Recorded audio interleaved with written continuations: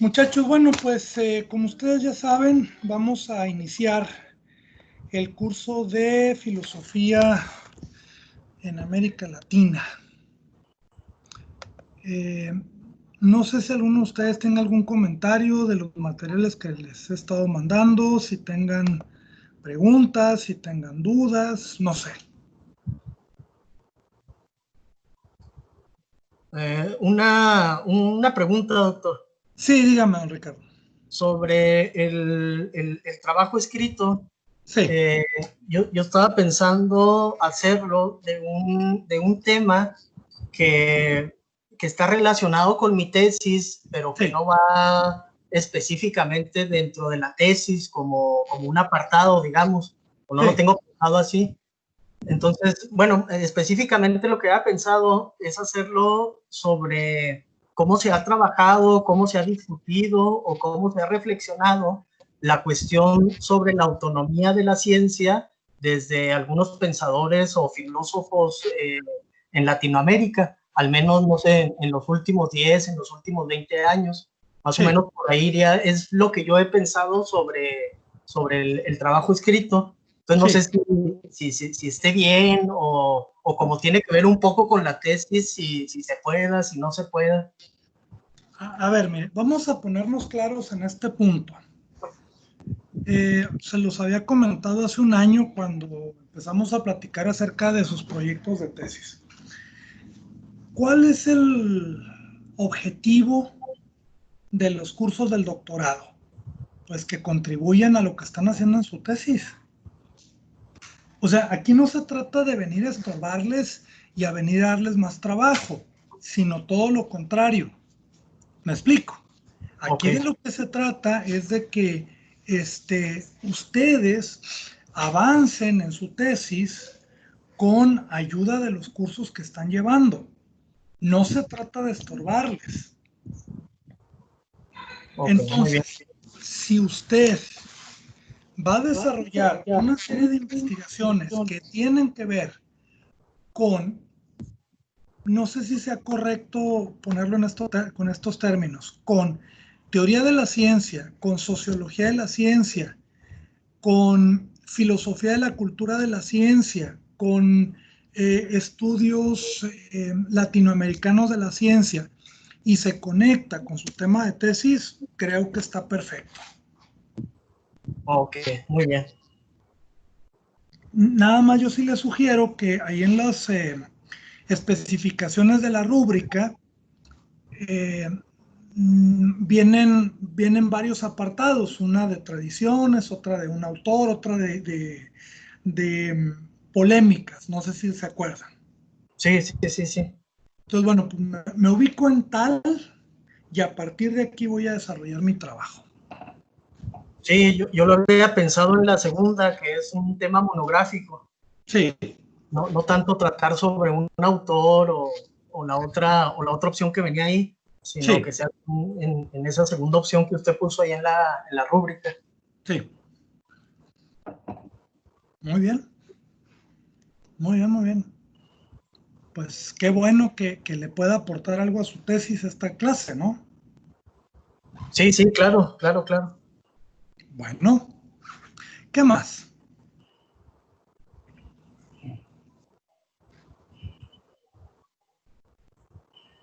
A mí con las rúbricas, Sí, Elisa. creo que hay que hacer dos trabajos diferentes,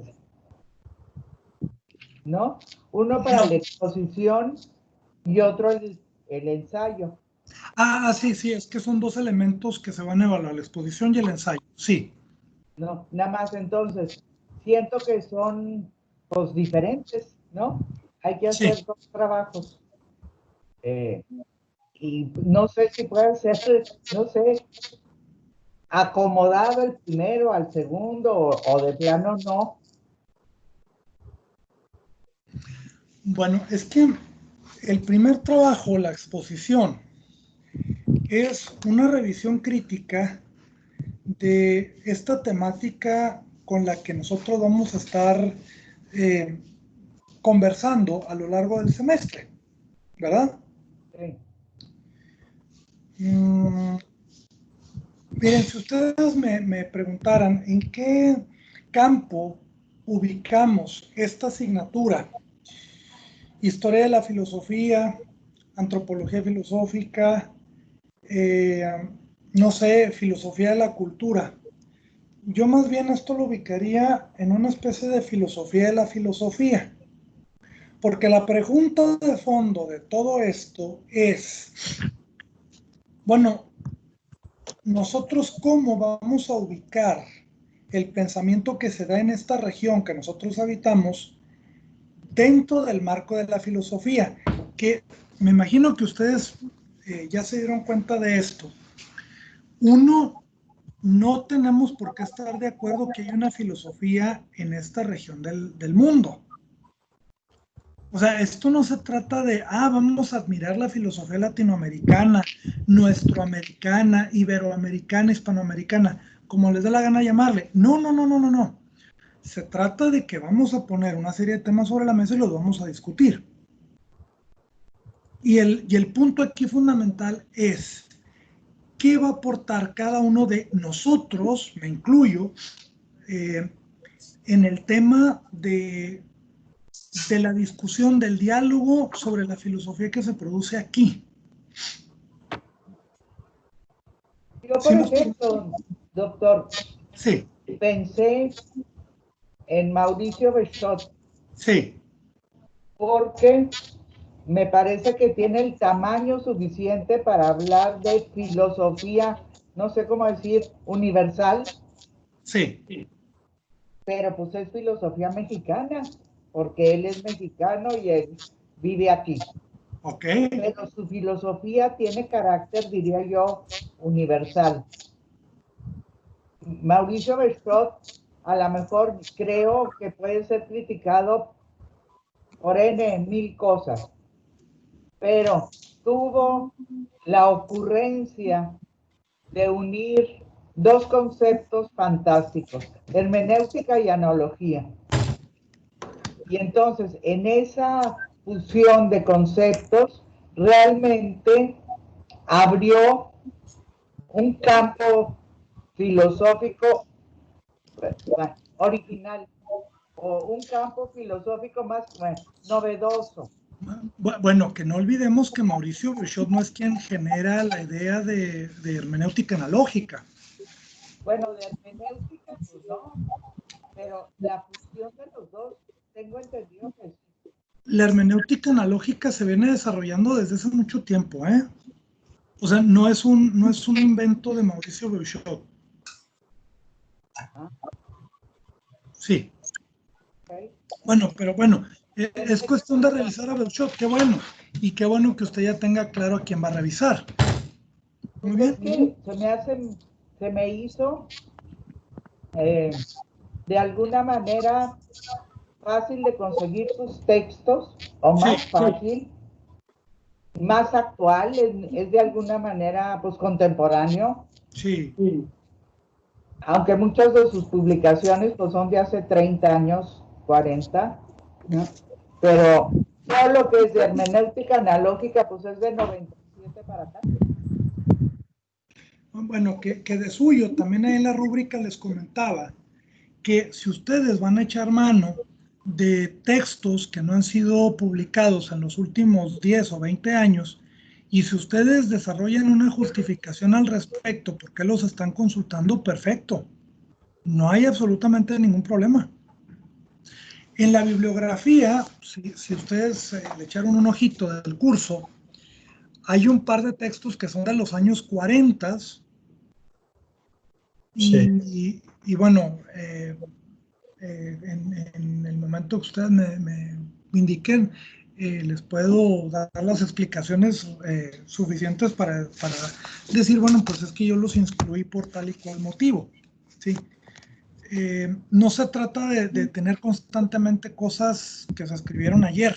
Hay cosas que se publicaron hace muchos años que son muy valiosas. Está bien, sí. Claro. Y de filósofos que ya no viven, que ya no están. Exacto. Pero pues la importancia, ahí está. Sí. Sí. Sí, los libros, aquí estoy viendo la bibliografía.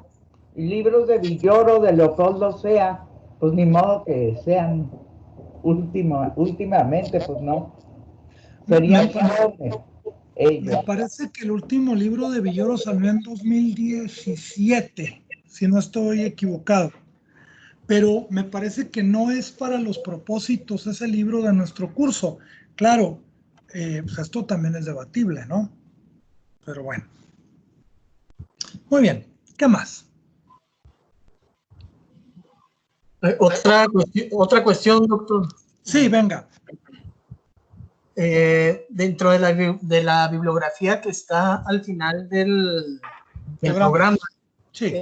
¿Hay alguna que sí está en alguna nube o que sí se pueden conseguir por medio de internet? Hay 1 o 2 textos que están en la biblioteca también, o habrá más, al menos de los que he revisado. Y hay otros que no he podido localizar en ninguno de los 2 lados. Si uno de esos nos sirve, podríamos recurrir a usted para, no sé, para poder tenerlo mientras hacemos el trabajo, o no sé si en la biblioteca nos vayan a dar quebrada de acceder a textos, o capaz que todavía no se define eso, pero... Bueno, es que no hay que perder de vista que estamos en condiciones inéditas. Sí. Claro. Entonces, bueno, por supuesto que va a haber, miren, no sé si ustedes recuerdan que hace un año les comentaba que nosotros debemos integrarnos como un equipo de trabajo en el doctorado, es decir, más que profesores y estudiantes y doctorandos, debemos de constituir un equipo de trabajo, y en ese sentido, bueno, pues a mí me parece que es fundamental apoyarnos en lo que haga falta. Doctor, Sí, perdón, es que mi otra posibilidad para trabajar en esta materia es Arturo Rico, pero siento que no se conecta tanto con mi tema. El punto de unión es la filosofía mexicana contemporánea en Chihuahua. Sí. Que en todo caso pues sería Pedro Silva. Entonces, por eso así, lo bueno es que tenemos tiempo para hacer esto, ¿verdad? También por eso quise iniciar desde hoy para ir ganándole tiempo al semestre. ¿De acuerdo? Yo tengo una pregunta. Sí. La fecha de entrega del ensayo y la exposición, ¿cuáles serían? Bueno, la exposición, digamos que las primeras exposiciones empezarían en unos 15 días. Y el trabajo, bueno, pues el trabajo que quede para el último día de clases, no sé qué día sea, la verdad, no he revisado el calendario, ¿para qué les cuento mentiras? Como el 14 de noviembre. Bueno, por ahí. Mentalicémonos para noviembre, sí, principios de noviembre, aunque sea mediados, pero pues para que ustedes vayan tomando las previsiones necesarias, ¿verdad? Ok. ¿Sí? Bueno, ¿qué más, muchachos? Yo nada más quiero comentar, doctor, que sí. Me oigo así medio raro. ¿Sí me oyen bien? Sí. Okay. Sí. Usted maneja estos personajes como creadores de la filosofía regional, ¿no? En su caso lo tenemos muy claro con Fuentes Mares, por ejemplo, ¿no? Sí. Pero a mí me interesa más el sentido de trabajar estos grupos, ¿no? Que sigo con lo de la tesis, porque claro. Reforzar el espacio que tengo todavía, creo que muy endeble en ese sentido, ¿no? Que he estado manejando en estas vacaciones.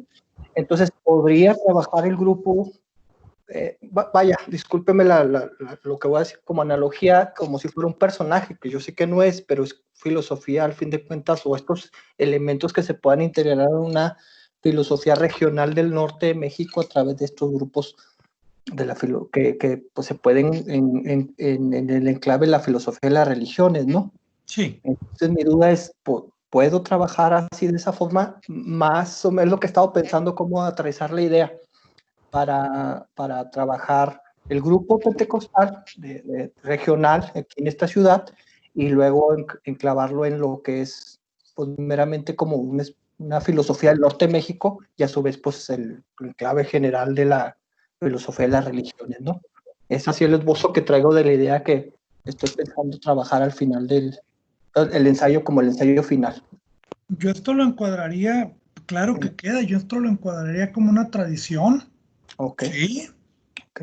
Claro, desde mi perspectiva, pero bueno, si usted lo quiere plantear en otros términos, claro que se puede. Ahora, en el programa vienen una serie de temas que, insisto, más que irnos punto por punto, decir, bueno, pues es que, no sé, por ejemplo, en Buenos Aires hay una tradición que se desarrolla alrededor de la filosofía analítica, o en Bogotá hay una comunidad que desarrolla estudios de filosofía de la historia y trabajan esto.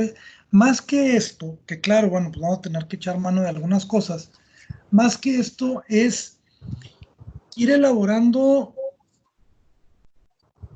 un raigambre conceptual que nos sirva para entender, o mejor dicho, que nos sirva para justificar nuestra idea de que no existe o existe una filosofía en este lado del mundo. Entonces, ahí entran muchos elementos. Por ejemplo, el pensamiento social que se da en América Latina. Sí, la teología de la liberación, los marxismos que se dan acá. ¿Cómo los clasificamos? No los clasificamos, ¿cómo los entendemos? Los entendemos, no me refiero, llegamos a un consenso, me refiero a cómo lo entiende cada uno de nosotros. ¿Sí me explico? Sí. Bien. ¿Qué más? Doctor, disculpe, yo tengo una duda respecto a mi tema, no sé si pudiera preguntarle. Verá, a mí me gustaría ir perfilando una postura filosófica latinoamericana, pero visto desde la memoria. Es decir, en la que yo creo que el pensamiento latinoamericano se ha ido fundando en base a reminiscencias del pasado que aún están superviviendo en el presente.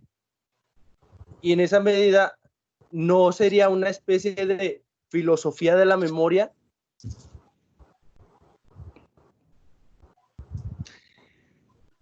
Filosofía de la memoria. Bueno, a mí esto me suena como o una especie de filosofía de la historia, una especie de filosofía de la cultura, una antropología filosófica. Está muy general, ¿no? Ok.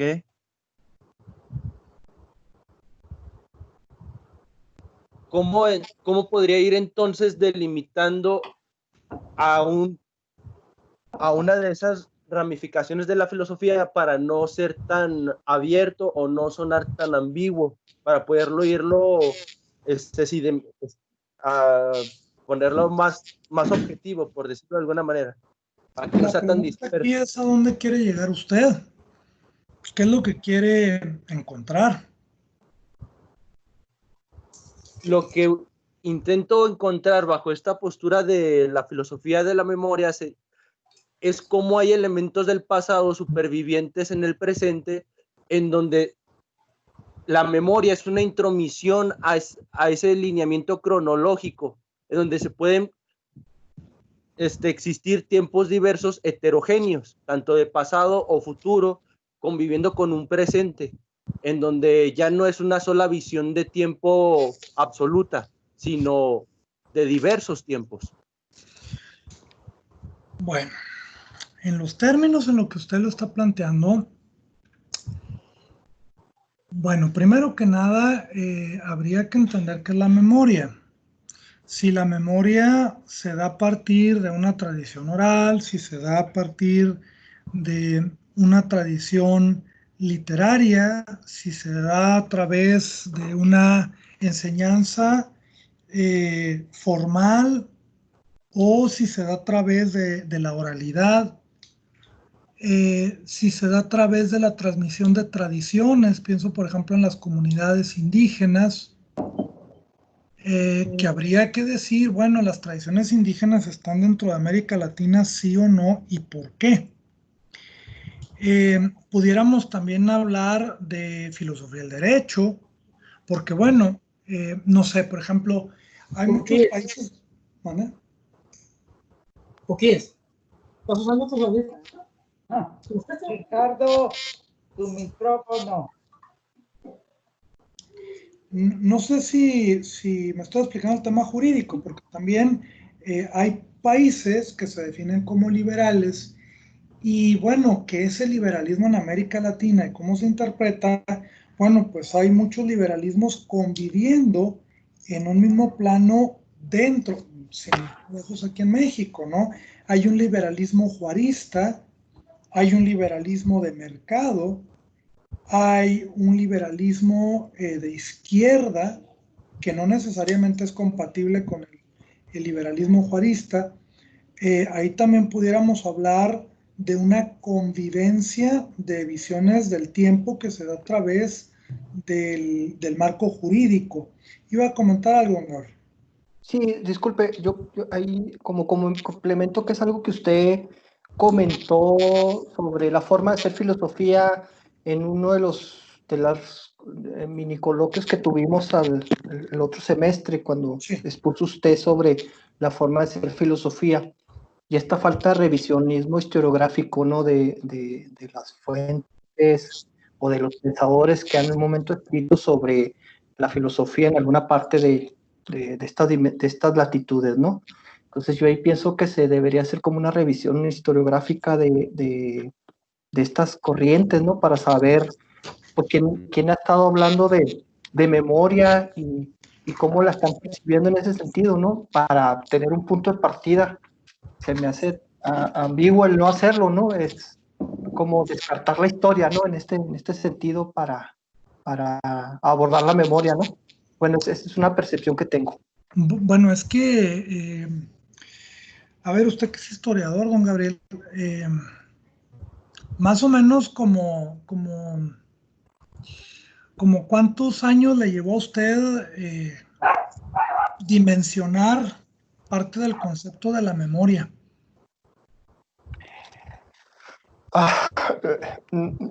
Yo prácticamente entendí una construcción de memoria de América Latina cuando revisé todo el archivo Ricardo Melgar Bao que está en la biblioteca, que hice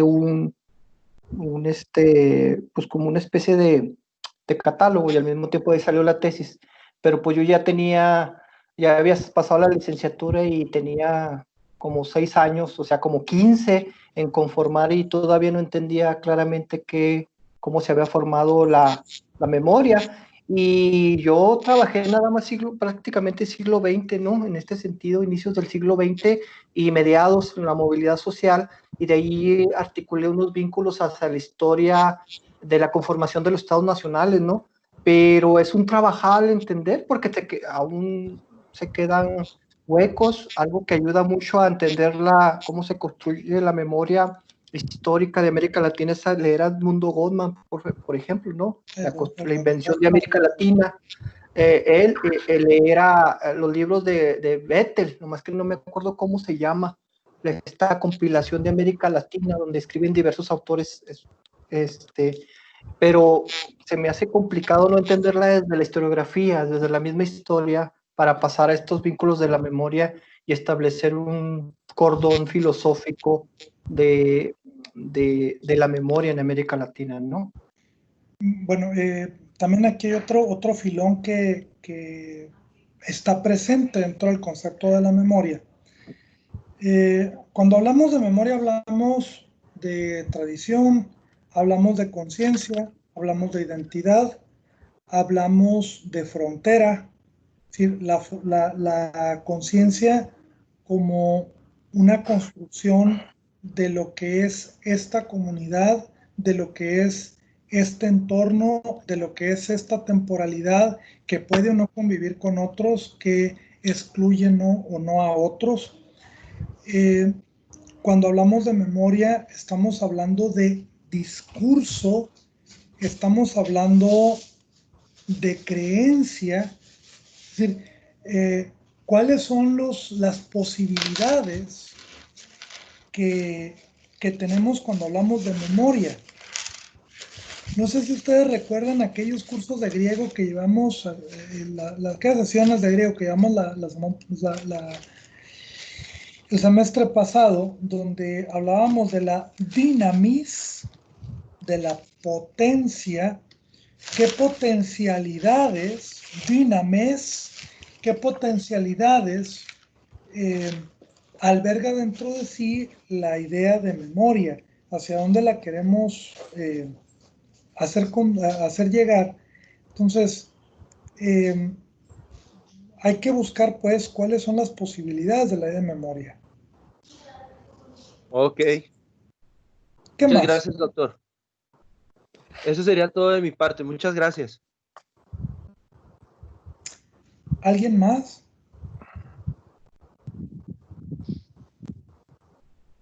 Bueno, ok, miren, voy a hacer un posicionamiento inicial del curso, la ponencia inaugural, y bueno, pues ahí vamos discutiendo y vamos comentando conforme vayamos avanzando. Filosofía latinoamericana, nuestra región y su pensamiento en tanto que problema filosófico. Entonces, le pongo como título a esto y nombramos a la asignatura Filosofía Latinoamericana, porque así está en la currícula registrada de CONACYT. Pero, bueno, dicho sea de paso, yo más bien nombraría a esta asignatura como filosofía diagonal pensamiento, porque esa es una cuestión que tenemos que discutir, si aquí hay una filosofía o hay un pensamiento de la región del continente que habitamos. Ya nosotros les llamaremos a esta región de maneras diferentes. Nuestroamérica, Iberoamérica, América indígena, América no americana. Es decir, hay muchas formas de nombrar esta región. Entonces, aclarando lo relativo al nombre de la materia, pues voy a iniciar con mi lectura. Para mal y para bien, no vivimos en Occidente. El discurso instruido y civilizatorio que nos define como población del hemisferio correcto, entre comillas, se jacta de ser transparente, abierto, sobrio, mesurado, equilibrado y crítico. Lo cierto es que en los hechos posee una capacidad comprensiva limitada para entender cualquier cosa que está siquiera distante de su epicentro. En su esfuerzo por mostrarse incluyente, transforma lo diferente a unas categorías que ubican lo foráneo en una clase inferior a lo propio, pero generosamente lo hacen compatible con la luz de la razón. La historia ha tenido sus protagonistas y momentos estelares en coordenadas fijas. La imprenta, el psicoanálisis, el desarrollo de la locomotora y el avión, el sistema de producción en serie o la exploración del espacio son productos exclusivos de América, entre comillas, de esta América que tengo a mis espaldas y que no nos dejan entrar a ella, por cierto, y de la buena Europa. La generación de conocimiento y tecnología es una marca indeleble capaz de distinguir a una pléyade de países de los territorios, de la tierra de nadie, ¿no? De los terrenos ahí donde vivimos, que no tienen ley ni razón. La noble creación del grupo selecto encargado de ejercer el liderazgo mundial con diligente tino es compartida con una inmensa masa informe sin identidad. latinoamericanos o no gringos y canadienses, europeos del este, africanos, asiáticos, da igual, hombre, pues todos son una bola de incivilizados, todos no tienen una cultura, no tienen un marco jurídico real, no son civilizados, en pocas palabras.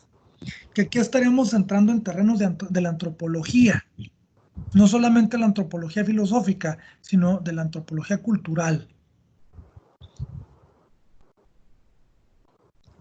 Los meses de confinamiento, pandemia y fenómenos paralelos que hemos vivido en 2020, fenómenos paralelos, fíjense bien a lo que me refiero. En el mundo han estado pasando cosas muy raras. A mí me impactó mucho en un curso que llevamos de saberes, lo comentamos, no sé si usted lo recuerda, Elisa. A mí me impactó mucho cómo se está reavivando el mito de las revueltas sociales en Estados Unidos. Es decir, llama muchísimo la atención que en los jardines de la Casa Blanca, que en los alrededores de la Casa Blanca, haya tenido que haber cuerpos de seguridad para contener a los manifestantes. Eso en Estados Unidos no pasa.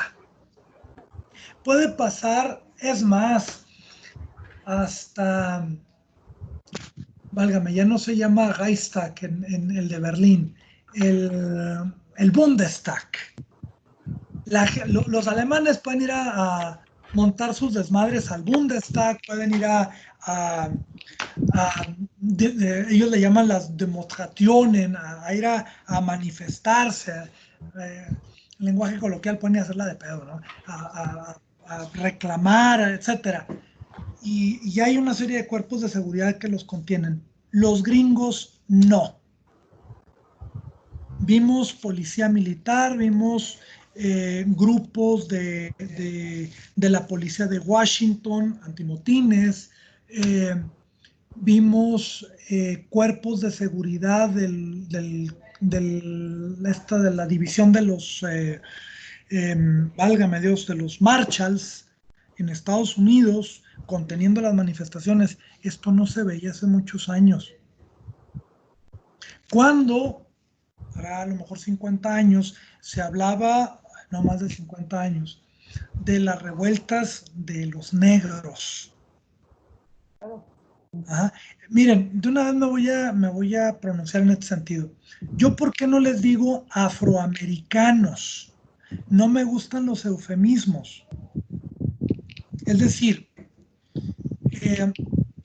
les digo negros no por una posición racial, sino porque a mí me parece una burla hablar de ellos como afroamericanos. Es decir, de alguna manera como que se quiere suavizar todo lo que se les ha hecho, todo lo que se les ha esclavizado. Bueno, somos muy buena onda, vamos a llamarle afroamericanos. No, la verdad yo no entro con ese discurso políticamente correcto, me parece que es una simulación. No sé si a alguno de ustedes les gusta el fútbol americano, hablando de Chile, Colorado, ¿verdad?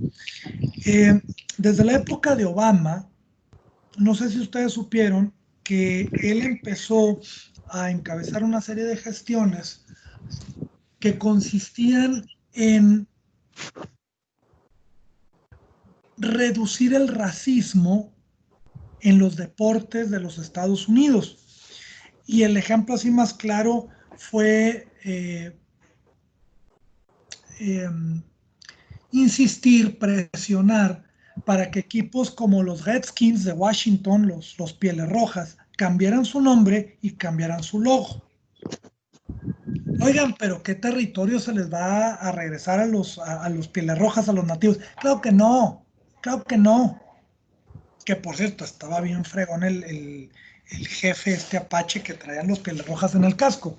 Pero bueno, se redujo el racismo. Entonces, por eso cuando yo me refiero a los negros, de manera alguna me estoy refiriendo en forma peyorativa. Simple y sencillamente paso del lenguaje políticamente correcto. Bien, entonces, A este tipo de fenómenos paralelos me estoy refiriendo con lo que pasa en la pandemia.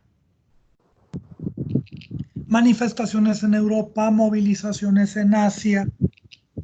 Esto es parte de lo que estamos viviendo.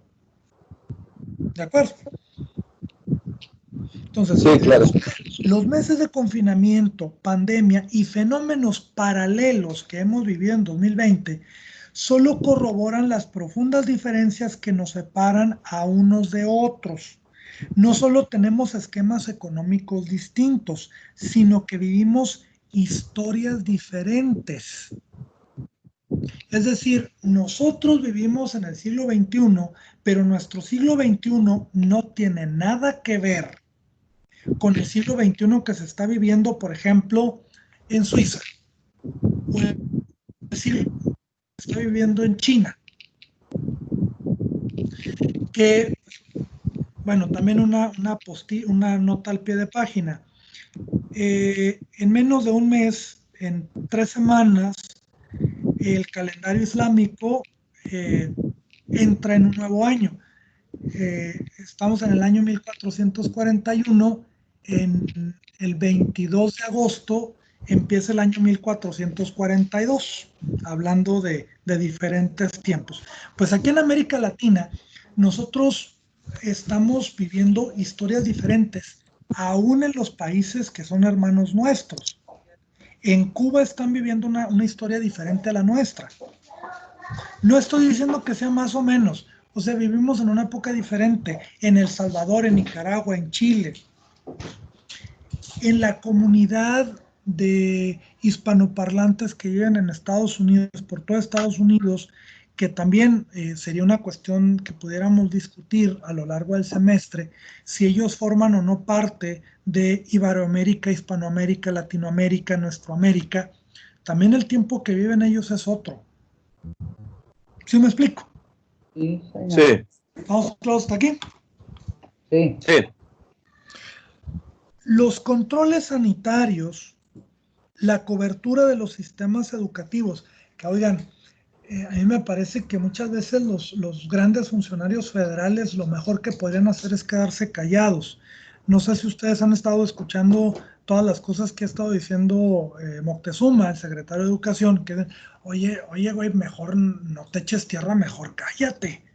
Es decir, la manera en que se trata a los niños que están en primaria y que la mayoría de ellos no tienen acceso a las computadoras, ¿cómo demonios le van a hacer? En fin. Si nosotros, doctor, con nuestros alumnos tenemos ese problema como maestros, Sí. muchos, un porcentaje muy grande trabajan con el puro celular. Sí. A estas alturas. Bueno. A estas alturas.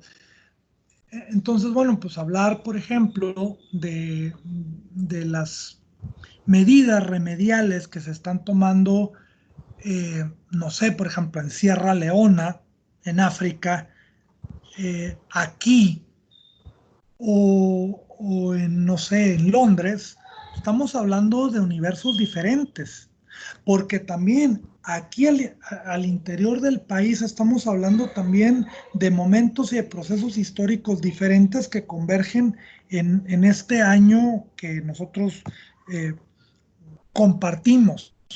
Bien, compartimos nominalmente. La infraestructura, la cobertura de los sistemas educativos, la infraestructura capaz de afrontar contingencias, llámese hospitales, llámese distribución urbana de la población, llámese, en fin, carreteras, mil cosas. Los medios de comunicación masiva y el nivel educativo promedio de la población nos ubican en escenarios incompatibles. Yo aquí también incluiría en el nivel educativo la cultura de higiene y salud que tenemos. ¿Cuántas personas, aquí es Ciudad Juárez, no nos vayamos a ejemplos en África, cuántas personas aquí en Ciudad Juárez no tienen claro lo que es una epidemia?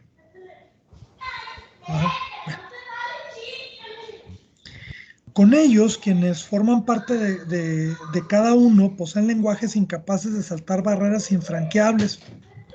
Aquí viene una pregunta, sin ir más lejos. ¿Cuántos pueblos de nuestro estado, de Chihuahua, no se han percatado todavía que existe una pandemia? La filosofía, en tanto que saber exclusivo, entre comillas, del hombre progresista, entre comillas, está encapsulada en dicho paquete. Como muestra, échese una mirada a un manifiesto de la UNESCO que según me dijo Gabriel, no se pudo subir a Teams, pero es fácil de encontrar. A un manifiesto de la UNESCO en el que se pregona la tolerancia intelectual con que la filosofía del mundo contemporáneo recoge expresiones del pensamiento que antes eran rechazadas, entre ellas las desarrolladas en el Antiguo Egipto y el mundo indígena de África, Asia y América. Entonces, ahora como los filósofos son muy buena onda, bueno, pues vamos a reconocer que, no sé, por ejemplo, los purépechas acá en México, algo pueden pensar. Hombre, esa es una expresión de soberbia. ¿Sí? El manifiesto de la ONU, no sé si usted, de la UNESCO, no sé si ustedes ya lo conocen, se llama La Filosofía, una escuela de la libertad, enseñanza de la filosofía y enseñanza del filosofar, la situación actual y las perspectivas para el futuro. Es del 2011, ya tiene 10 años, y está disponible en la página de la UNESCO. De todas maneras, voy a seguir haciendo el intento por subirles el PDF. ¿Alguno de ustedes lo conoce? ¿Usted? No. Bueno, es importante que quienes no lo conozcan lo tengan en mente. ¿Seguimos? Sí, claro.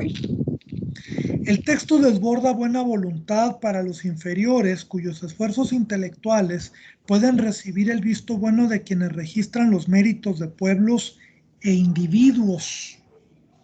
La reflexión correcta, entre comillas, debe apegarse a requisitos innegociables. Cuando estos no cumplen con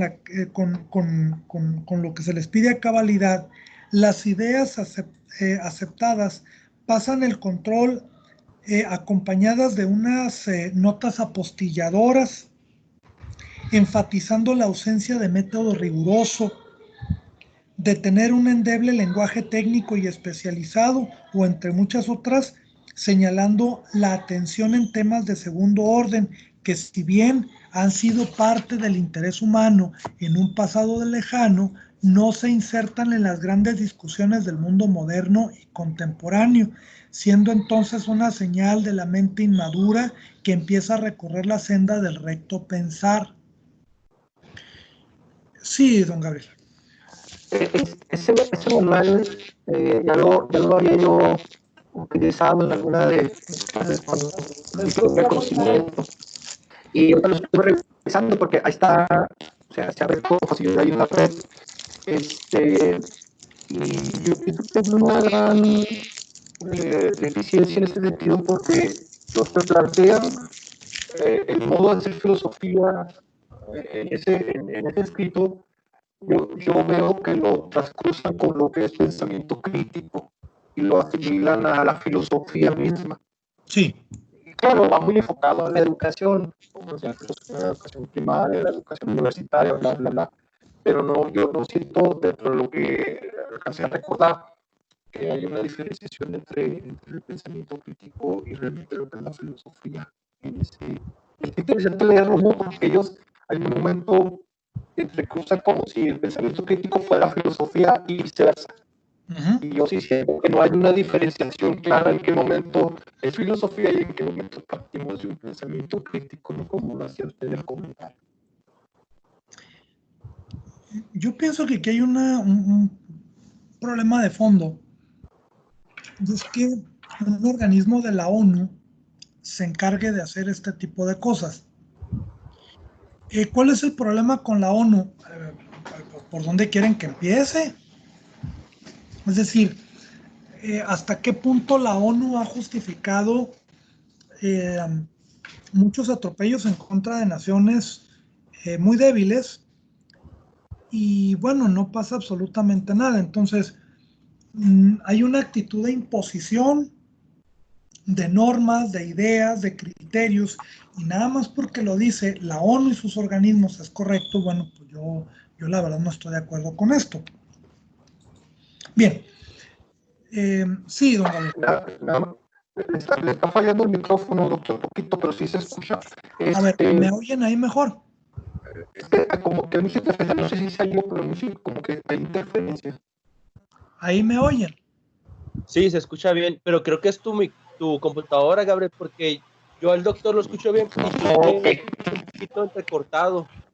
A ver, además de Gabriel, ¿alguien me escucha mal? Ok, soy yo, déjeme que se me seque mi señal. Ah, ok. No, sí, yo también al que escucho mal es a Gabriel. No, tranquilo. Bueno, seguimos con las piñas. Voy a salir, doctor, nada más rapidito sí, para volver a sí. No sé qué me está fallando mi señal, doctor. Ok. Bueno. ¿Seguimos? Sí, lo escuchamos, doctor.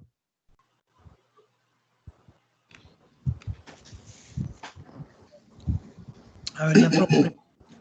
¿Cómo me oye ahí, Gabriel? ¿Ya me oye bien? Pues sí se escucha bien usted, doctor.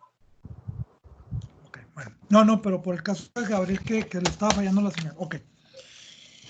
Bueno. Entonces, el gran problema aquí es de que los señores de la UNESCO dicen, bueno, es que los vamos a reconocer como un pensamiento crítico, como un pensamiento en vías de convertirse en filosofía, siempre y cuando ustedes sean civilizados. Pues estamos jodidos. Yo lo reconozco a usted como ser humano, váyase al demonio. Que nosotros no necesitamos reconocimiento de nada ni de nadie para, oiga, yo reconozco que piense, váyase a chingar a su madre, ¿no? Perdón, con todo respeto, pero váyase a chingar a su madre. O sea, nosotros no necesitamos reconocimiento de la humanidad de las personas. En fin, bien. Bajo tales supuestos es revisada la sabiduría de la antigua India, de China o las cosmogonías míticas de comunidades enclavadas en aldeas africanas o en los Andes. Otro eufemismo. Bueno, es que son cosmogonías. De cosmogonía entiéndase pues filosofía piratona, pensamiento popular, sabiduría popular. Son eufemismos para decir, bueno, pues su pensamiento algo tiene, como que medio piensa, pues le faltan neuronas. En realidad, la filosofía de primera clase tiene poca tiene poca capacidad para distinguir.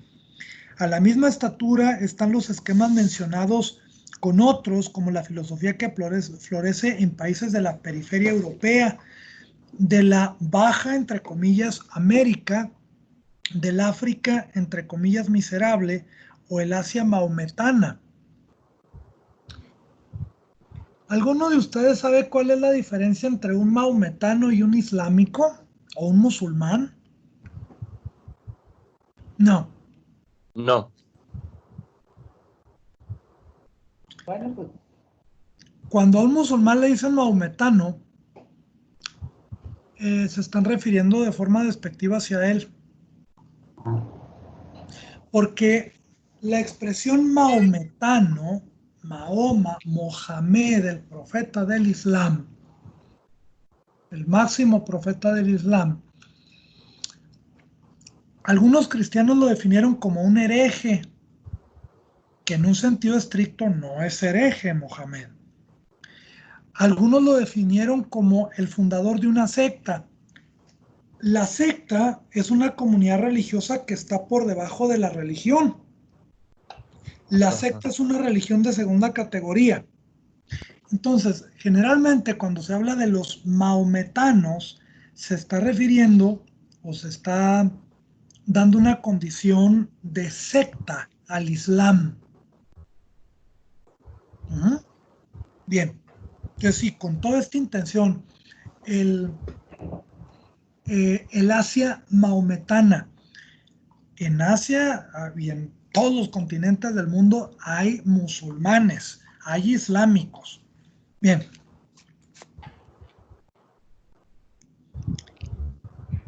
Ahí les doy una pregunta sangrona.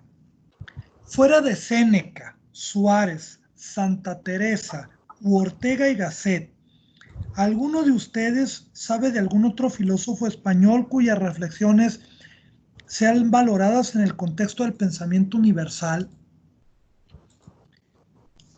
¿Alguno de ustedes conoce a alguien más? No. No. ¿Por qué traigo ejemplo España?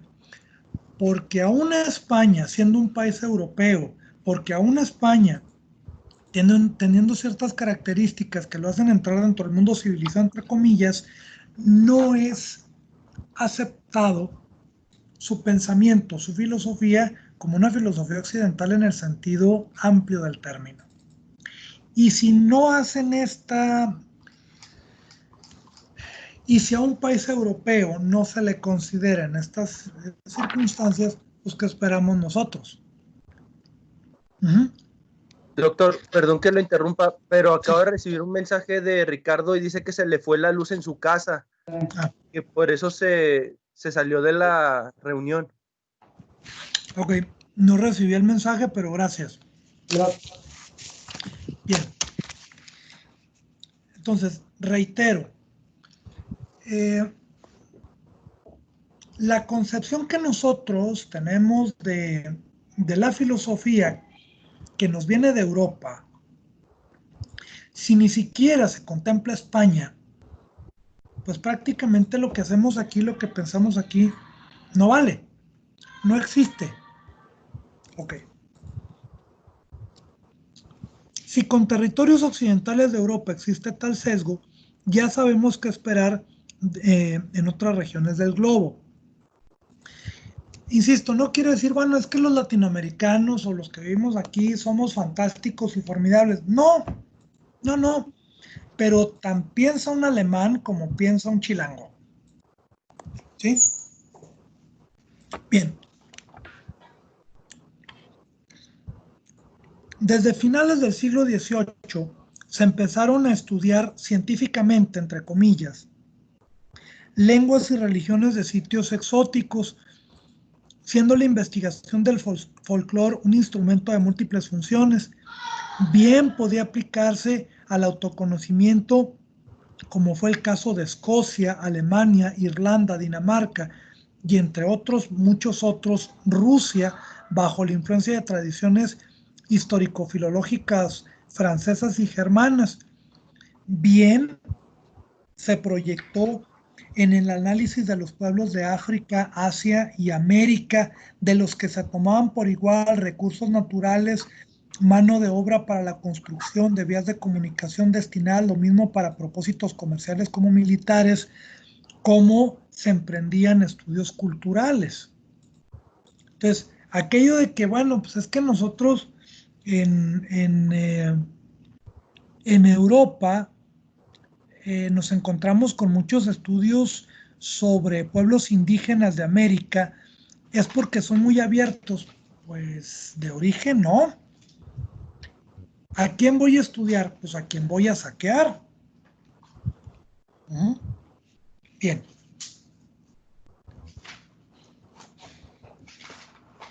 La lingüística comparada, la arqueología y las ciencias de las religiones vieron su majestuoso nacimiento en tanto que práctica del humanismo, entre comillas, del conquistador, del colonizador que tiene la pluma de la historia en sus manos y es capaz de hacer salir de ella lo que le venga en gana, siempre con el respaldo de los estudios que solo él puede completar con sobriedad. Cuando nosotros hablamos del humanismo, el humanismo que desarrollaban los misioneros en la Nueva España o en la Nueva Granada o en el norte de África no tiene nada que ver con el humanismo francés o con el humanismo italiano o con el humanismo alemán. Disculpe, maestro. Sí. En ese sentido, pareciera que esta visión, por decirlo de alguna manera, europea o eurocéntrica, es que confunde el dominio económico-político con las posturas de distintas categorías filosóficas, ¿no? En el sentido en el que se piensa que su postura filosófica invalida todas esas narrativas de carácter mítico, en la medida en que lo que tú haces no es filosofía, sino tú haces cultura, tú haces cosmogonía, tú haces mitos, por decirlo de alguna manera. Porque sí, a final de cuentas, no sé, recuerdo yo un ensayo que leí de Enrique Dussel en donde se habla que las narraciones de carácter mítico no invalida el carácter racional de la filosofía, solamente que sería una manera distinta de abordar núcleos problemáticos universales. Sí, yo iría un poco más allá, ¿eh? Ok. Bueno, yo no creo que confundan en Europa una cosa con otra, es decir, ellos tienen muy claros que el dominio comercial, el dominio político, el dominio militar en algunos casos, el dominio cultural, el dominio económico, tiene como uno de sus facetas el dominio intelectual. Y lo peor del caso es que nosotros nos dejamos. Ahora, voy a plantear una cosa que a lo mejor les va a parecer un tanto extraña. La filosofía tiene que ser racional. Es decir, una nota distintiva de la filosofía es la racionalidad. Pero no bueno, lo creo porque si entendemos también el sentido de dar razones a un porqué, el hecho de que hagamos, por ejemplo, desde mi lado de la literatura, que hagamos ejercicios metafóricos y poéticos, ya es también un ejercicio racional, incluso de doble sentido, incluso hasta hermenéutico, porque es dar razones a cuestiones humanas que a primera vista no se tiene una respuesta inmediata, y dentro de esa manera de ver las cosas, la filosofía no necesariamente tiene que ser forzosamente ligado a lo racional, creo Pero yo. la metáfora, diría yo que la metáfora de la que tú hablas también es racional, obviamente. No, la metáfora no tiene por qué no ser racional. No, sí, claro. A eso me refiero, en que el ejercicio de metaforizar ya implica una racionalización. Entonces, que no, sí, o sea, a lo que me refiero es que, aunque no se exprese de manera, por decirlo de alguna manera, objetiva, no quiere decir que invalide el carácter filosófico de esa manera de interpretar el mundo. Creo que no fui lo suficientemente claro en la pregunta. ¿Podemos prescindir de la razón en la filosofía? Ok. No podemos prescindir. Ok. A estas apostillas son de las que yo me refiero. Okay, o sea, okay. El pensamiento mítico pasa porque tiene un capítulo racional. Pero si no lo tuviera, no pasa. Ajá. ¿Me explico? Sí, sí. Entonces, la cuestión que yo planteo es, a mi forma muy peculiar de ver las cosas, es que la filosofía puede prescindir de la razón. Lo cual no quiere decir que la razón sea la única vía para reflexionar, que la razón sea la única vía para ejercer crítica, que la razón sea la única vía para entender el mundo. Ok. Pero esta es una perspectiva personal y no venimos a discutir mis ideas. Entonces, mi pregunta iba en ese sentido. Y cuando bueno, ya más adelante ampliaré un poco esto. Seguimos. Okay, gracias.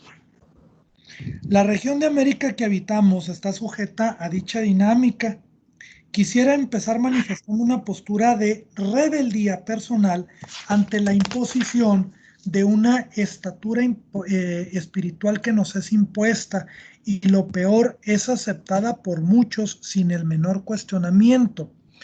Es decir, si a los señores de la Academia de Ciencias de Berlín no les parece que nosotros hacemos filosofía porque no seguimos al pie de la letra sus métodos, entonces yo no soy filósofo. Ok, si para seguir en cierta sintonía yo me tengo que cuadrar estrictamente a un método que no tiene una fundamentación plausible, bueno, yo no tendré ningún problema en decir, bueno, yo no hago filosofía, yo hago otra cosa. Yo hago mitos, o yo hago literatura, o yo hago albures, o no sé. ¿Sí? Bien. Se agradece que nos concedan una madurez intelectual media. No hace mucho tiempo, algunos blancos se referían a los negros como boys para recalcar la baja capacidad intelectual que nublaba su pobre juicio. Y saben que entre esos blancos no solamente estaban los parientes de Kennedy que tenían una plantación en el sur de Estados Unidos. Un blanquito que hacía eso se llamaba Immanuel Kant. No sé si ustedes han leído la antropología de Kant y el ensayo sobre el sentimiento de lo bello y lo sublime, al igual que algunos textos de geografía cultural, donde habla de los muchachos negros. ¿Sí se la sabían esa? Sí. Bueno. Pero bueno, tampoco yo soy la mejor fuente para hablarles de Kant, porque para mí Kant la verdad me revuelve el estómago. Entonces,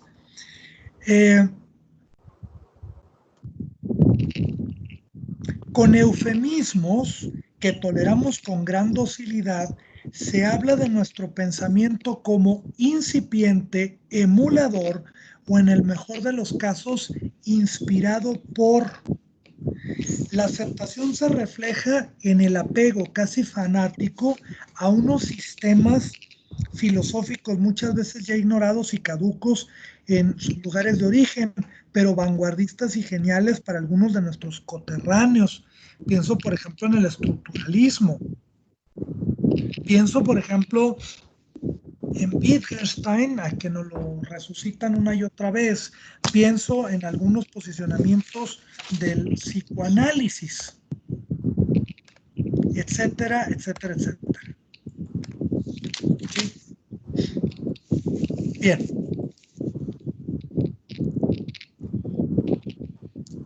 En Inglaterra o Alemania se pueden decir y creer muchas cosas sobre lo que aquí pensamos. En absoluto se les puede reclamar algo, es decir, no vamos a ir a convencer a los británicos, oigan, por favor, acepten o no sean malos, no. El acto de servilismo se realiza cuando compartimos dichas opiniones sin examinar nuestras circunstancias y caminamos por los senderos de la civilización, entre comillas, con la certeza total de ser un hombre abstracto de segunda clase, producto de la evolución y el progreso, dejando de lado lo concreto que somos como seres humanos en el sentido de que somos, odiamos, amamos y pensamos por nuestra propia iniciativa. Estoy convencido que nos es obligatorio conocer las tradiciones europeas que marcan pauta en la filosofía.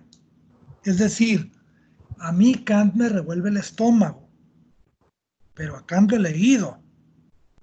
A mí Wittgenstein más o menos algo parecido a Kant, pero lo he leído. No quiere decir que tenga una comprensión perfecta de ellos, pero me he acercado a sus trabajos. Entonces yo no puedo rechazarlos sin haberlos conocido antes. O bien, tampoco les puedo decir todo lo europeo apesta. A mí me fascina, por ejemplo, Goethe o Schleiermacher, o me parece muy interesante el trabajo literario de Camus. En fin, hay muchas cosas sumamente interesantes en Europa, Machado, En fin, no se trata de prenderle fuego a todo lo europeo, pero sí se trata de pensar en dónde estamos parados. Es entonces parte del acto de conciencia de la filosofía. Sin embargo, no podemos abandonarnos con pereza a lo dado, aplicando solo la ley del menor esfuerzo. El mundo que habitamos. Uno de los principales retos que tenemos que afrontar consiste en justificar la manera en que nos referimos a la parte del continente donde vivimos. Y esa es la primera cuestión que les voy a pedir en la exposición. Justificar por qué le llamamos, como ustedes le quieran llamar, a la parte donde vivimos.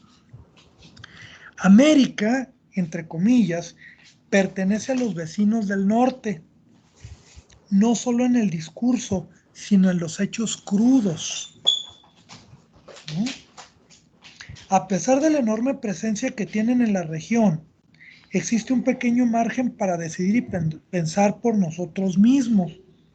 La actitud posesiva que mantienen los Estados Unidos desde el siglo XIX es muy similar a la que algunas congregaciones protestantes adoptan cuando se asumen como los únicos creyentes de la fe verdadera. Monopolizan de tal manera el cristianismo que dejan fuera otros que, igual que ellos, creen en Jesús, pero de otra manera. Es decir, esto se da mucho, me parece, que en ciertos evangélicos. No, es que yo soy cristiano y él es católico. Pues son cristianos los dos. O hay católicos que también se expresan así. No, pues es que como él es cristiano, sí, güey, pero tú también eres. Entonces, esta expresión de el cristiano soy yo y todo el que no cree en lo que yo creo no es cristiano, aunque cree en Jesús, pues me inventa, ¿no? Entonces, una actitud como esta me parece que se mantiene, yo soy americano y esta es América, y todos los que viven en el continente americano no son americanos. También es infantil ponerse a discutir con estos, ¿no? Y sobre todo ponerse a discutir con alguien que tiene el poder.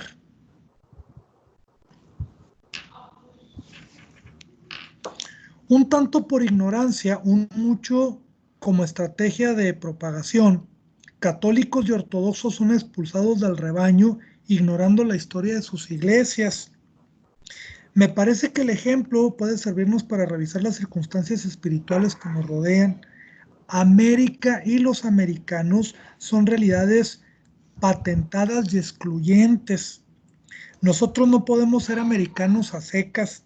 Hemos de aclarar un modo, una vía, unas circunstancias que acoten nuestra americanidad. Sí, por ejemplo, los salvajes estos tejanos nos dicen, es que nosotros somos americanos tejanos. Se dicen como americanos.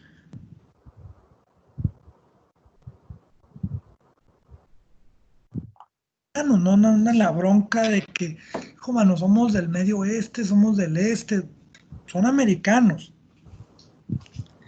Más que un tema de precisión o manifiesto de origen, es el reconocimiento de vivir en un terreno arrendado, me refiero a nosotros, cuya posesión puede ser honorífica en muchos sentidos. Hablar de nosotros como América Latina no es algo que me parezca aberrante o tendiente a enajenar nuestra visión de las cosas. Podríamos decir que somos América marciana o América glacial, sin que ello modificara en lo más mínimo nuestra historia y condiciones de vida colectiva. Si se han fijado, yo me refiero a América Latina, Hispanoamérica, o sea, pero aquí viene una precisión. Los nombres de las cosas son importantes, mas no siempre captan inequívocamente la naturaleza de aquello que están nombrando. Coincido que el mote con que nos bautizaron los franceses genera confusión y dista mucho de captar nuestras raíces históricas. Los gringos se refieren a nosotros como latinos y nosotros nos referimos a los hispanos, latinoamericanos que vienen allá como latinos. Bueno, pues también no creo que tenga mucho sentido discutir esto. Preferiría llamarnos Iberoamérica para enfatizar el origen que nos define. porque Hispanoamérica deja fuera a Brasil y minimiza la presencia de Portugal, también parte de la península ibérica, en acontecimientos decisivos del mundo moderno y las repercusiones que dejan verse todavía hasta nuestros días. Aunque portugueses y españoles no se quieran mucho, entre ellos dos configuraron buena parte del mundo a lo largo del siglo XVI y en gran medida contribuyeron a lo que el mundo es hoy, para mal y para bien. En el siglo XVI no fueron intrascendentes las contribuciones de los portugueses a la geografía. ¿Ustedes conocen la historia del rey João el Navegante? No. No, yo no lo conozco. Portugal vino a dar a Brasil gracias a un matrimonio estratégico que se da entre monarcas portugueses y descendientes noruegos de vikingos, que tenían las cartas de navegación que indicaban el camino a Brasil. Entonces, estos son elementos de la historia universal que nosotros debemos de tener presentes cuando nos referimos a estos pueblos de los que nosotros venimos. No fueron intrascendentes las contribuciones de los portugueses a la geografía, el perfeccionamiento de los medios tecnológicos para navegar y explorar distantes lugares del África Austral, como el Cabo de las Tormentas, que así se llamaba el punto más al sur de África, que luego se le puso como Ay, un momentito, muchachos, espérenme tantito. Sí, claro. Perdón, muchachos, perdón. De plano, esto sí no puede.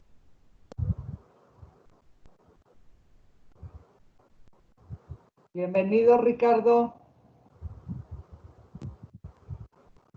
Otra vez, bienvenido, Ricardo. Ya llegó Ricardo otra vez, ¿no? No, a mí no me parece. Ya me aparece. Creo que no está, ¿verdad? Ricardo. ¿Sí me escuchan? Sí, sí, te ya. Ya. Bienvenido. Pues estoy con el teléfono a ver cuánto aguanta la carga. Ok. Pues sí, bueno, te ves que te conectaste y te oyes perfecto. Bueno, sí, pues a ver cuánto me dura la carga del teléfono. Podemos hablarnos por el chat de la reunión, claro que es público, pero ¿qué le hace? Ahí está. Claro.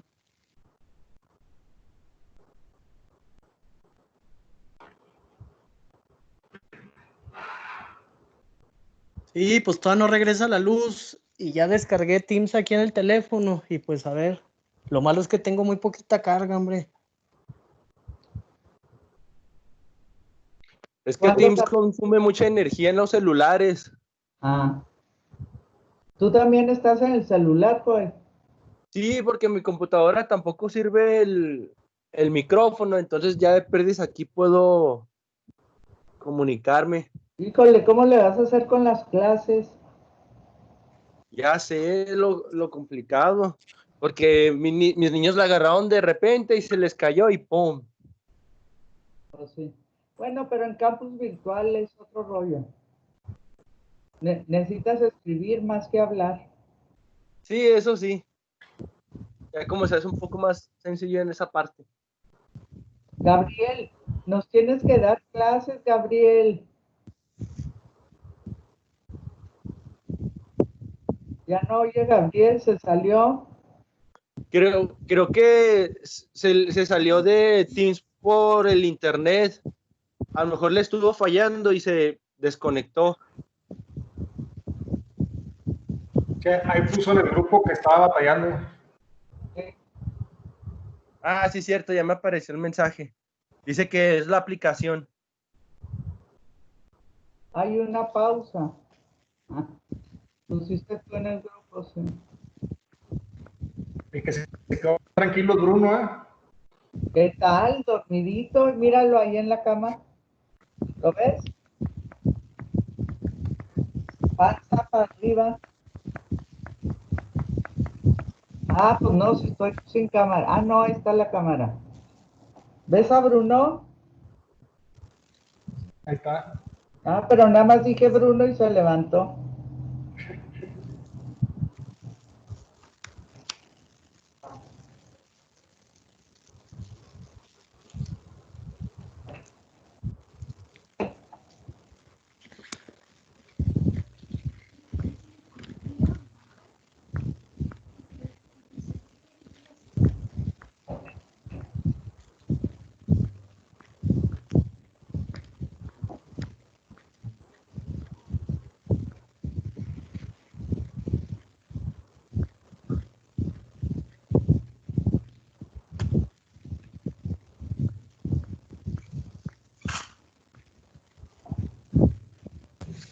Caballeros, dama, ¿me escuchan? Sí. Eh, entonces,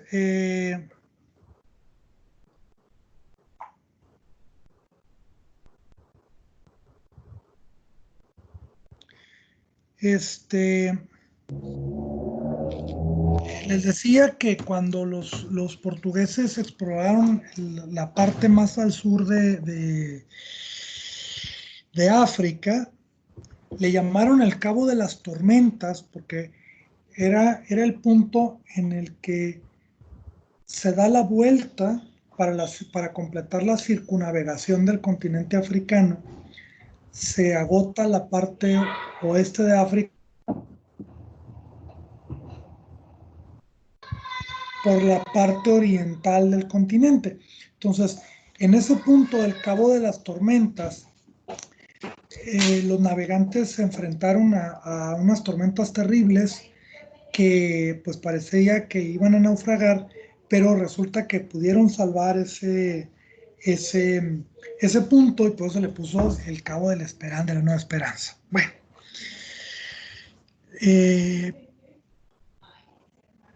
como tampoco podemos pasar por alto el despreciable tráfico de esclavos que fungió como músculo estratégico para el expansionismo europeo. Sí, los británicos eran despreciables con los esclavos, los gringos, los franceses. Sí, pero recordemos quiénes empezaron con el tráfico de esclavos en Europa, en la modernidad. De no haber existido el comercio de personas traídas de África, los Estados Unidos tendrían otra historia, otra mentalidad y jugarían juegos demagógicos diferentes. Así pues, Iberoamérica lo encuentro más pleno de memoria, hablando de memoria, y coherente para la aceptación de excesos y abusos cometidos entre los siglos XVI y XIX por gente que de alguna manera esté emparentada con nosotros. Sin duda no somos como nuestros vecinos del norte, pero ahí no se desprende que estemos justificados para considerarnos una especie de reserva moral del continente. El mito de América buena y victimizada no nos sienta bien porque peca de puritanismo hipócrita y falsedad. Los españoles que nos conquistaron es una consigna de automartirio ridículo tendiente a disolver los abusos cometidos por quienes hemos también saqueado e impuesto nuestra visión del mundo a quienes pudimos hacerlos.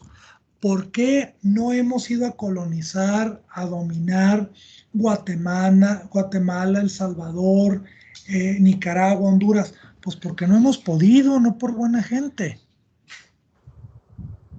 Maestro, disculpe, sí, pero si estamos hablando entonces de que la manera en que justificamos el nombre de Iberoamérica, Hispanoamérica, Latinoamérica, etcétera, entonces es por lo que mencionaba de que el significante no representa la complejidad de lo que es esta parte del mundo, entonces no podemos pensar a Latinoamérica como un acto subversivo en donde se le da demasiada importancia al privilegio del significante entonces y por consecuencia tener una transformación porque su significado deriva de diversos textos, es decir, en donde Latinoamérica solo es comprendida en cuanto remite otros significantes y otros textos que le dan más sentido y por lo tanto una significación más plural. Más allá de hacernos bola con la semiótica, yo creo que aquí hay un tema de fondo. Hay que tener claro por qué llamamos esta zona de cierta manera. Ya si se puede transformar o no, eso es otro asunto. Es decir, yo no pienso que la idea de transformación esté implícita necesariamente en el concepto de esta región del mundo, de Iberoamérica. Okay. Es decir, hay personas que conciben a Latinoamérica, a Hispanoamérica, a Iberoamérica, como un mundo en ebullición revolucionaria. Pero pues yo no coincido en eso. Yo muy personalmente. No quiere decir que nosotros tengamos que estar de acuerdo en esto, ni que ustedes tengan que seguir mi visión de las cosas. ¿De acuerdo? Sí, muchas gracias.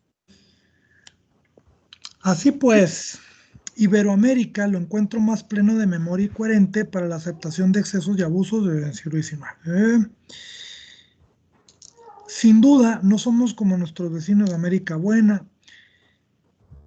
Es una consigna, los españoles que vinieron a conquistarnos, es una consigna de automartirio ridículo, tendiendo a resolver los excesos cometidos por quienes hemos también saqueado e impuesto nuestra visión del mundo a quienes pudimos hacerlo. ¿Hasta dónde nos gusta concebirnos como víctimas, ignorando lo malo y lo bueno de nuestros antepasados? De alguna manera, pienso yo que desmarcarnos del occidente o del occidente poderoso parecería que es una licencia o un fuero que nos mantiene al margen de los excesos. No, si nosotros somos conquistados, nosotros no somos conquistadores, pobrecitos de nosotros. Bien. La filosofía en Iberoamérica. Como primer punto del tema, me parece que hablar del pensamiento postcolonial o decolonizador ofende a la inteligencia. En el primer caso, es cierto que no estamos en los días de protectorados y compañías de las Indias. No obstante, la esencia del colonialismo consiste en el dominio de una potencia que es ejercido en territorios y personas, despreciando en cierto grado su capacidad por tomar decisiones. Algo por un ejemplo muy tonto. Nosotros podemos desarrollar una industria armamentista mexicana. No. Se pueden desarrollar ciertas cosas, pero una investigación libre del tema armamentístico bélico no se puede desarrollar aquí. Nosotros podemos desarrollar tecnología nuclear, no. Y un montón de cosas más. Nosotros podemos deshacernos del Tratado de Libre Comercio, bueno, que ya no se llama así. Nosotros podemos deshacernos de nuestros compromisos comerciales de Estados Unidos sin más. No, ellos sí. Entonces, bueno, a mí esto me da a entender que no las tenemos todas con nosotros. En la actualidad se matizan las cosas de mil maneras diferentes. Sin embargo, en muchos países no tenemos entera libertad para comerciar, educar, armarnos, producir y expresarnos como mejor nos parezca. Como botón de muestra, dese una mirada superficial a la legislación en materia de telecomunicaciones de los países de Iberoamérica. Quizá nos asustemos con las cosas que vamos a encontrar. De ahí que no considero que se haya superado la época colonial al estilo anglo-francés más descarado. La decolonización presupone muchas cosas, entre ellas un esfuerzo de liberación paulatina, lo que se mencionaba hace un poco hace un momento. Es decir, nosotros vivimos en un territorio, unos territorios que experimentaron independencias y revoluciones nacionales, sí. Eso nos constituye como países, como habitantes de esta región. Estaría por discutirse. No me parece que sea tan sencillo. Proceso que podría darse en el terreno intelectual, pero en muchos círculos hay resistencia y temor por dar el primer paso. Parecería que se quiere evitar caer en el vacío conceptual o asirse a quimeras filosóficas. ¿Cómo vamos a producir una filosofía aquí? ¿Cómo le vamos a hacer? ¿Cómo vamos a prescindir de categorías europeas? Si no, nos vamos a caer en el vacío, ¿no? Repetitivamente se habla del pensamiento aquí gestado, recurriendo al dichoso apostillado que quita fuerza e iniciativa a nuestra filosofía. Insisto en esta postura, si el problema es que para que nosotros hablemos de filosofía tenemos que calcar los modelos de allá, pues no hacemos filosofía, o sea, le llamamos a esto de otra manera, macramé, lo que quieran, chile con queso, burritos de chile relleno, lo que quieran, o sea, por mí no hay problema.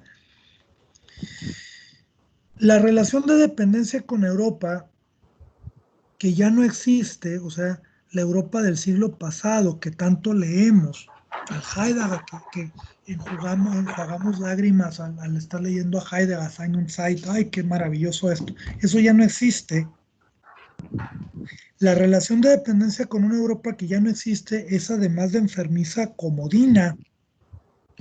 Es posible que en la época de la Nueva España y la Nueva Granada existiera mayor conocimiento de las vanguardias filosóficas europeas que el día de hoy. Sor Juana sabía más de filosofía contemporánea de lo que sabemos hoy en día con todo e internet. Pregunto, decolonizarnos para desarmar un rompecabezas que luego uniremos de la misma manera, decolonizamos para desarmar un rompecabezas que luego uniremos de la misma manera, o lo hacemos para escribirnos a una corriente de pensamiento que nos viene de fuera y por lo tanto es digna de ser replicada. Es que estamos en un pensamiento decolonizador. O sea, no podemos imaginarnos en otras circunstancias, en otras categorías, en otra forma de pensar.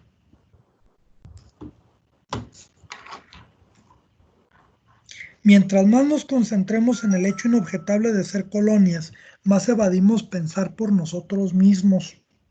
La trasplantación de filosofías extranjeras de forma tan descarada nos exhibe no solo como haraganes, sino como seres faltos de imaginación para crear con los medios que disponemos. ¿Tenemos un archivo Hegel en México? No, y nunca lo vamos a tener. ¿Tenemos una biblioteca como la que tienen en Ámsterdam? No, y jamás la vamos a tener. La trasplantación... hacer una filosofía partiendo de la nada es fantasioso. La conciencia del pasado sirve para orientar la meditación aquí y hoy, aunque también es cierto que alcanzar el conocimiento pleno de lo que pensaron antes de nosotros es utópico. O sea, tener una conciencia total de la filosofía antes de nosotros, olvídense, o sea, es muy difícil. Cancelar las posibilidades de crear nuestras propias reflexiones es un lastre del que todavía no podemos deshacernos. Pensar con gentilicios, separatismo filosófico. Recuerdo entre sueños algo de las primeras lecciones de introducción a la filosofía en mis días de licenciatura. En ellas se hacían malabares con conceptos como esencia, universales, definición y concepto. La cuestión central de todo esto era identificar los grandes temas que son propios de la filosofía, así como el tratamiento que reciben siendo sometidos a un proceso de desvinculación con lo concreto y temporal. La filosofía, según el manual,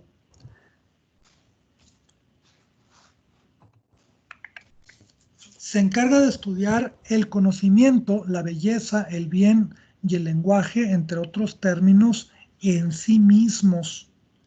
aunque la investigación de lo que es el hombre en sí, a pesar de ser parte del legado que nos dejó la Ilustración francesa, es ya políticamente incorrecto, constituye un problema filosófico que las tradiciones occidentales aún no han dado completamente de baja. Para el desarrollo de este curso estableceré mi postura, que reitero, no tienen por qué compartir, respecto a esa visión que se tiene de la filosofía. En el afán de aprender los abstractos que flotan por encima de nosotros, solo quisiera preguntarles lo siguiente. ¿Podemos prescindir de un idioma específico para hacer filosofía? Supongo que a estas alturas del doctorado tienen ya una noción de las dificultades que engendra la traducción como acto de reconstrucción. ¿Podemos ignorar la ubicación, espacio y tiempo de quien reflexiona? Sintaxis y lexicografía están en función del momento y la región donde nos encontramos. ¿Podría entonces haber un pensamiento ahistórico, atemporal? A partir de la existencia específica del filósofo, es como encuentro el cimiento para hablar no solo de una filosofía iberoamericana, sino la posibilidad de filosofías nacionales y locales. Es cómico aceptar sin chistar el racionalismo francés, el empirismo inglés, el pragmatismo norteamericano o el idealismo alemán, mientras oponemos todos los argumentos posibles para dar personalidad a las filosofías aquí gestadas. Puede haber tantas filosofías como filósofos existan, más que un posicionamiento incluyente, señalo lo obvio, una realidad con la que algunas metodologías de la filosofía se han estrellado, fragmentándose en 1000 pedazos. Este es otro temor que nos acecha sin piedad, desligarnos de ópticas de la filosofía que, a pesar de convertir lo dictado por los manuales, son históricas, regionales, específicas y concretas. El curso que hoy iniciamos depende en gran medida de la elaboración conceptual que cada uno de ustedes construya a lo largo de estos meses. Tenemos entonces mucho trabajo por delante. Muy bien. ¿Algo que quisieran comentar? Objeciones, dudas, preguntas, comentarios.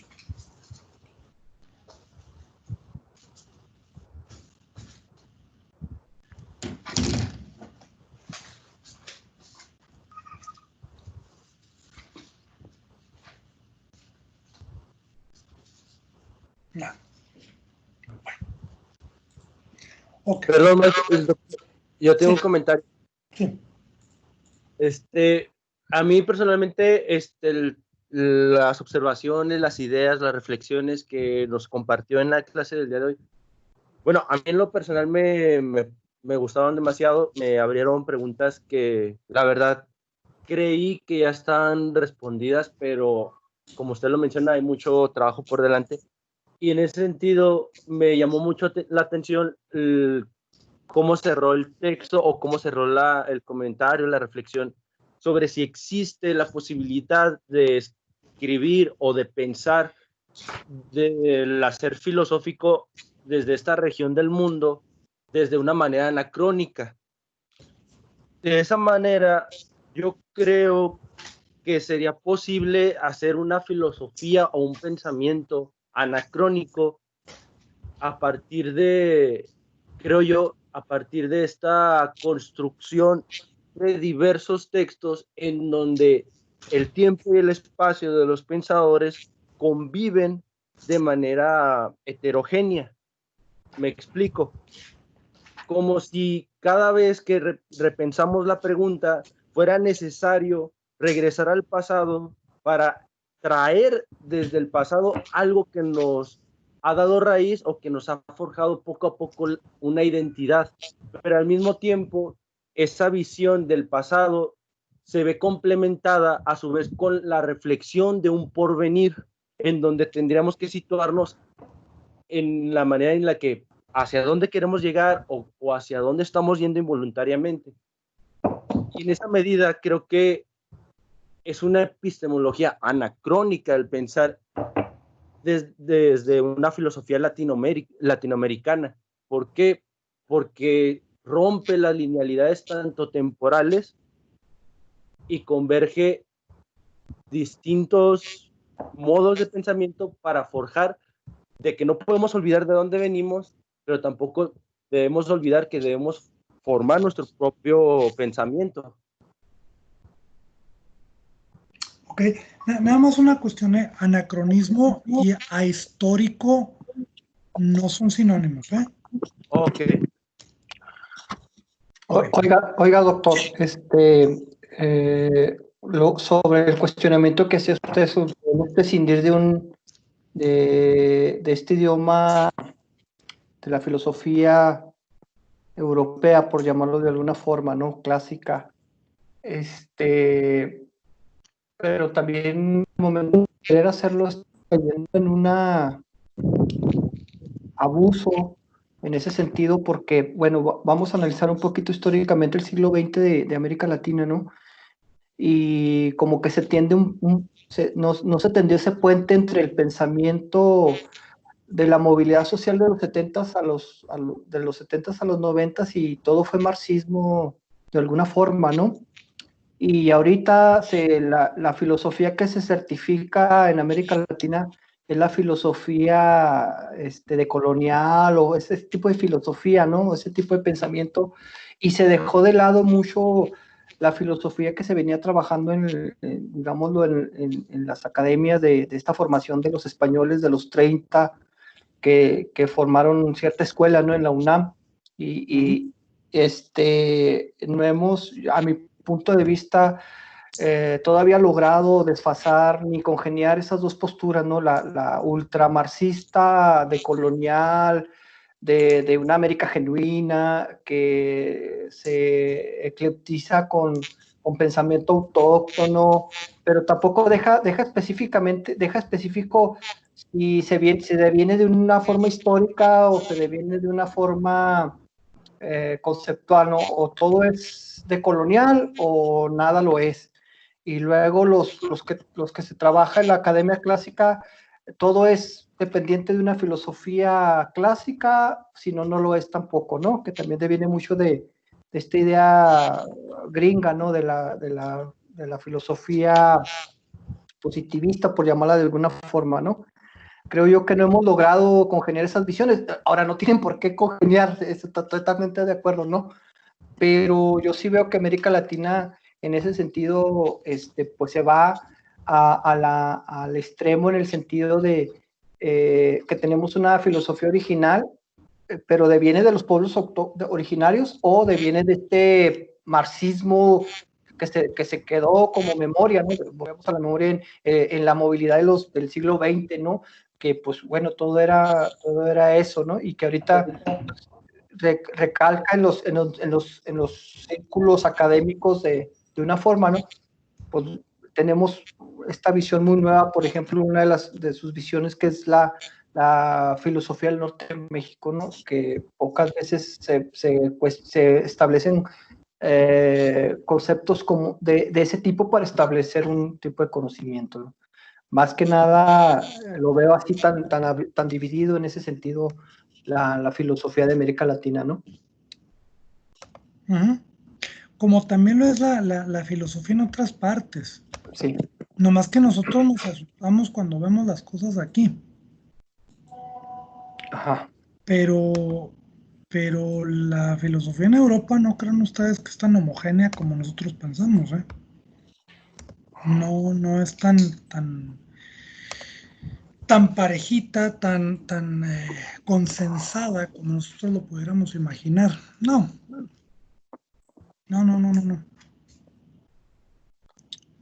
Muy bien, ¿qué más? Bueno,